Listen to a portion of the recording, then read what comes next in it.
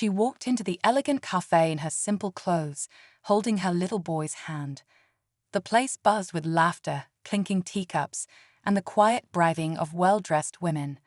Around her, moms in designer dresses and heels tossed their sleek hair and showed off diamond rings and luxury strollers. They gave her sideways glances, whispered behind fake smiles, and chuckled softly as she passed. She didn't say anything.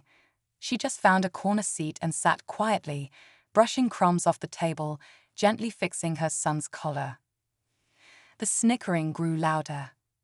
One of the moms leaned over and asked with a mocking grin, "So, where did you find that outfit?" "A garage sale." The others laughed, pretending it was just a joke. Another added, "Hope your little one doesn't feel out of place here.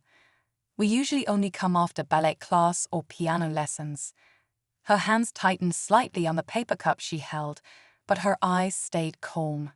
She simply smiled and looked back down at her son, who was humming to himself, unaware of the cruelty around them. Just as the laughter reached its peak, the cafe door swung open. The room fell silent. In walked a tall man in a sharp suit, confident, composed. Every woman's eyes followed him as he walked straight over to the simple mother, bent down, kissed her on the cheek, and ruffled the boy's hair. "Sorry I'm late," he said warmly. "Had a call with the board. They're finalizing the new project. You're going to love it." The mom's jaws dropped. Whispers broke out. Someone gasped. What they didn't know was that the woman they mocked wasn't just someone's wife. She was the quiet strength behind one of the country's most powerful families. But this was only the beginning. The room stayed frozen for a moment, as if time itself had paused. The rich moms exchanged confused glances, their laughter now replaced with curiosity and a growing sense of unease. The man, still smiling, pulled out a chair for his wife and sat down beside her like it was the most natural thing in the world. No chauffeur, no assistant, just him, the woman they had mocked, and their child. He looked nothing like the flashy men the others were used to. There was something different about him, quiet power, not loud wealth. One of the moms, trying to recover, leaned forward and asked with a nervous laugh, "So, what does your husband do?" The simple mother looked at her husband. He gave a small chuckle and replied gently, "I run a few companies, mostly tech. We keep things low-key." The woman's hand froze mid-air, coffee cup halfway to her lips. She had seen his face before, on a magazine cover at the salon, in the finance section of the newspaper, but it didn't click until now. But who was she? Why had no one ever seen her at charity galas, luxury schools, or fancy holiday clubs? The rich moms couldn't make sense of it. How could someone dressed so plainly, so ordinary, be part of that world? What they didn't know was that she had chosen this life.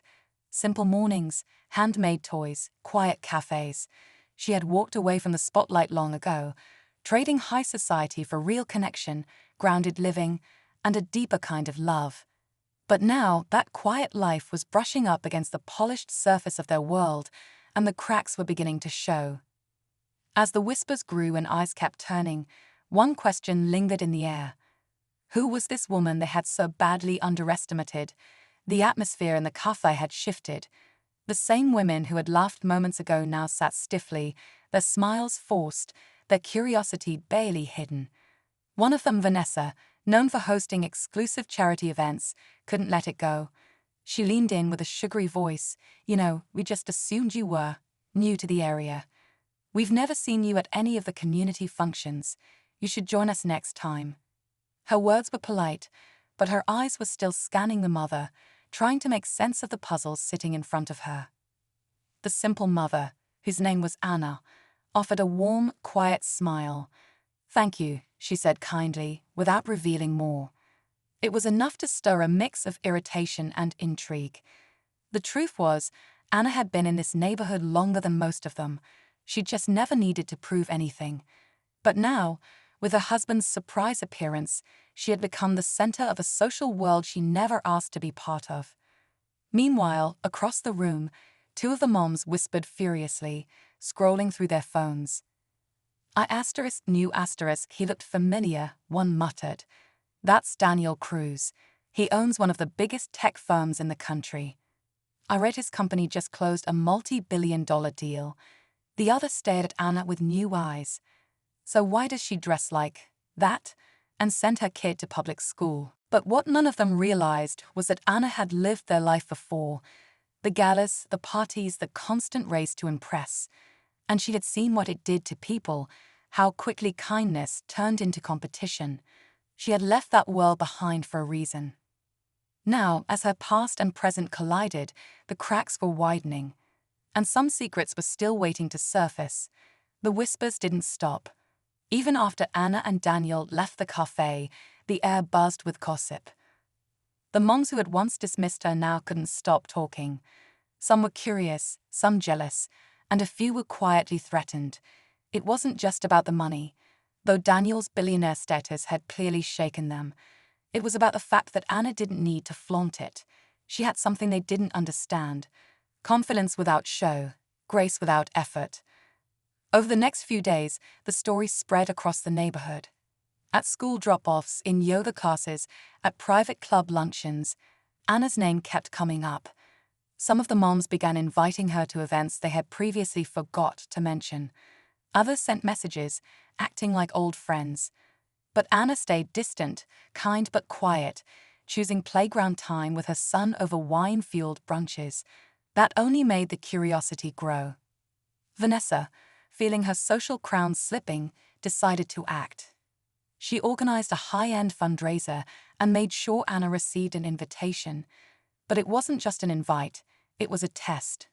A room full of power moms, luxury fashion, and whispered comparisons.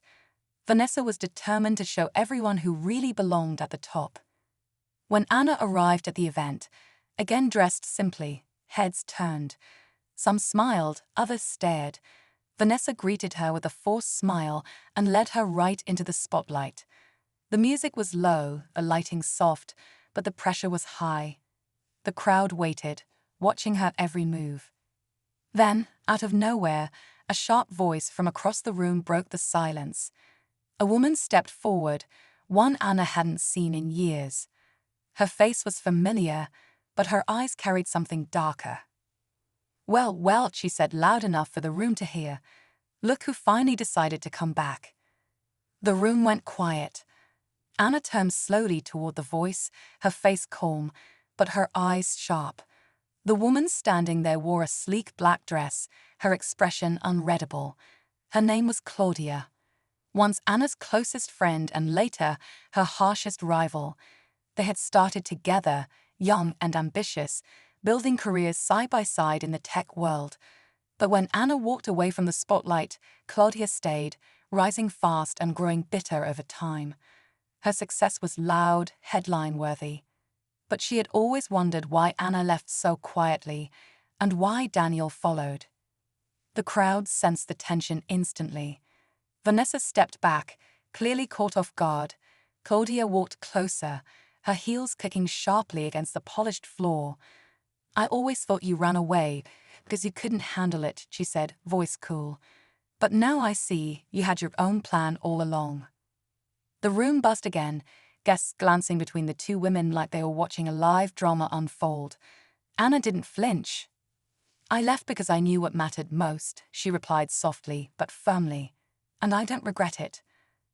But Claudia wasn't done. She reached into her bag and pulled out a thin file, documents, contracts, maybe even secrets. Funny, she said, holding it just out of reach, because your husband's latest acquisition. It wasn't as clean as he thinks, and you might want to see who really signed off the deal. Anna's heart skipped. She knew Daniel's business was complex, layered with partnerships and silent investors. But Claudia's tone hinted at something more, something dangerous. The room, once buzzing with gossip, now held its breath. Anna had been mocked, underestimated, and pulled back into a world she never wanted to return to. But now it wasn't just about proving herself, it was about protecting everything she loved, and time was running out. Anna stepped forward slowly, eyes locked on Claudia, not the file in her hand. The whole room watched, silent, waiting for an outburst or a scene. But Anna didn't raise her voice. She just looked at Claudia and said, "You still think power is about who has the upper hand, don't you?" Claudia smirked, clearly believing she had won. "No," Anna continued, "it's about knowing when to walk away and when to come back stronger." Just then, the doors opened and Daniel walked in. He didn't pause at the sight of the crowd or Claudia's dramatic pose. He went straight to Anna, placing a hand gently on her back. "I heard there might be a problem," he said calmly, his voice cutting through the tension. Claudia held up the file again, almost triumphant. "You'll want to see this," she said, waving it like a warning. Daniel took it, flipping through the pages without a hint of worry. Then he looked up and gave a small laugh. "These documents, I've already seen them. In fact, I had our legal team audit everything weeks ago. Claudia, you signed off on a side deal without board approval. That's not just risky, it's illegal." Gasps echoed around the room. Claudia's face went pale. She'd had come for revenge, but instead had exposed herself. Anna turned back to the crowd, her voice calm but clear. "Sometimes being underestimated is your biggest advantage." The tension seemed to break, replaced by a stunned silence. As Claudia turned and stormed out, the guests slowly began to whisper again, this time not in mockery, but in awe. But as Anna and Daniel stepped outside, thinking the chaos was behind them, a quiet voice near the car said, "There's more to this than you think." A man in a dark coat stepped from the shadows, and everything changed again. Anna turned sharply, her instincts on edge. The man in the dark coat stepped into the light, an older gentleman with kind eyes but a serious expression. He handed Daniel a sealed envelope and nodded. This came from someone inside Claudia's team. She was working with another investor behind the scenes, someone trying to use your name and resources for their own gain. Daniel opened the envelope, scanning the documents quickly. His jaw tightened. "So it wasn't just Claudia," he said under his breath. "There's more at stake than we thought." Anna placed a hand on his arm, steadying him. "Then we handle it. Together." In that moment, it was clear. This wasn't just about business or image. It was about trust, resilience, and protecting what mattered most. They had been tested in front of a world that judged quickly, but they had stood strong. Not because of money or power, but because of who they were at the core. The next day, Claudia's name hit the news.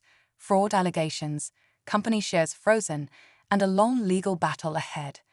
The same moms who once mocked Anna now avoided eye contact, or tried too hard to be friendly. But Anna didn't hold grudges. She just smiled, greeted them kindly, and went back to her normal life. Her son still went to public school. She still wore simple clothes. But now, people saw her differently, not just as a quiet woman in the corner cafe, but as someone who had walked through fire and never lost her grace. In the end, Anna didn't need to prove her worth to anyone. Her story wasn't about revenge or wealth. It was about strength, choice, and staying true to yourself, even when the world tries to pull you in another direction. And that was more powerful than anything money could buy.